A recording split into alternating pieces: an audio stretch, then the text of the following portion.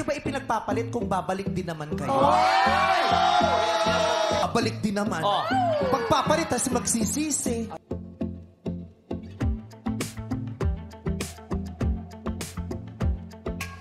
Ito ang naging hirit ni Unkabogable star Vice Ganda sa It's Showtime, na di umano ay konektado sa nangyaring hiwalayan ni Daniel Padilla at Catherine Bernardo.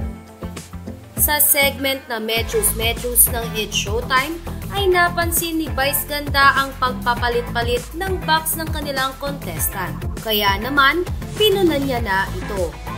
Ngunit, sa pagpuna ni Vice Ganda ay tila ba naging makahulugan na naman ang sinasabi ni Vice Ganda.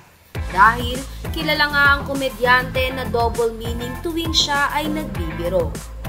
Ayon kay Vice Ganda, ang hirap sa inyo, bakit nyo ba pinagpapalit kung babalik din naman kayo? May mga ganyan, pagpapalit nyo tapos babalik din naman, pagpapalit tapos magsisisi.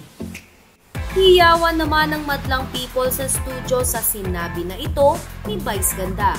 Hindi kasi maiiwasan na isipin na patungkol sa nangyari sa Katniel ang hirit na ito ni Vice Ganda.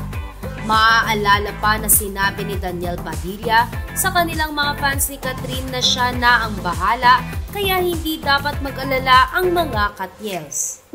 Kaya naman talagang naghinala ang netizens na ang naging pahayag na ito ni Vice Ganda ay ang ginawang pagsuyo ni Daniel Padilla kay Catherine Bernardo.